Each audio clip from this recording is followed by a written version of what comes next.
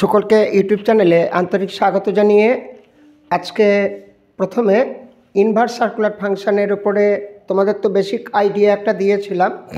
এবার দু একটা ফর্মুলা কিভাবে ডিরাইভ করতে হয় সেটা আমরা একটুখানি জেনে নেব, কারণ আমরা যে অঙ্কগুলো করব মানে ডেরিভেটিভের অঙ্ক, সেখানে সেই ফর্মুলাগুলো কাজে লাগবে।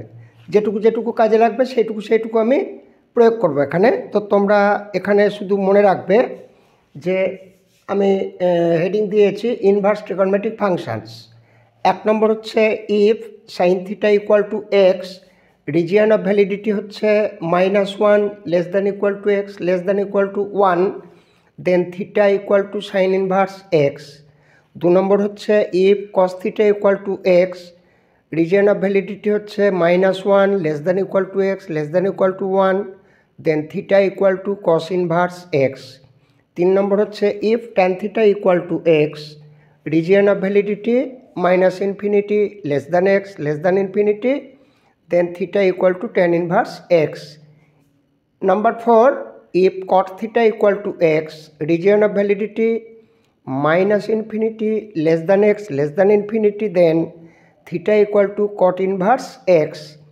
5 নম্বর হচ্ছে if sec theta equal to x, region of validity mod x greater than equal to 1, then theta equal to sec inverse x.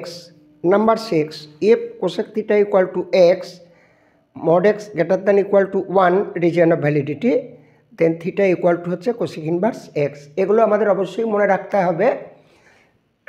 তো এর ভিতরে আমাদের যে সমস্ত ফর্মুলাগুলো ডিরাইভ করা হয় এখানকার, সেই ফর্মুলাগুলো এই রিজন অফ ভ্যালিডিটিগুলো কিন্তু তোমাদের অবশ্যই মনে রাখতে হবে। তো এরপরে আমরা কিছু ফর্মুলা ডিরাইভ করব, সেটা পরবর্তী ভিডিওতে তোমরা দেখতে পাবে। আশা করি যেটুকু মনে রাখতে বললাম এটা লিখে দিলাম তোমাদের, তোমরা এগুলোকে নোট করে রাখবে। পরবর্তী ভিডিওতে আমি তোমাদের ছোট দু একটা ফর্মুলা করে দেখাবো, যেগুলো আমাদের অঙ্ক করতে গেলে কাজে লাগবে, ডেরিভেটিভ করতে গেলে কাজে লাগবে। যেহেতু আমরা ইনভার্স সার্কুলারের ডেরিভেটিভের কাজ শুরু করেছি, বেসিক আইডিয়া দিয়েছিলাম, দুটো বোধহয় অঙ্ক করে দিয়েছিলাম। তো এটা তোমরা অবশ্যই মনে রাখবে। আশা করি তোমরা বুঝতে পারছো তোমাদের করণীয় কী। ভালো থাকো সবাই, নেক্সট ভিডিওতে দেখা হচ্ছে।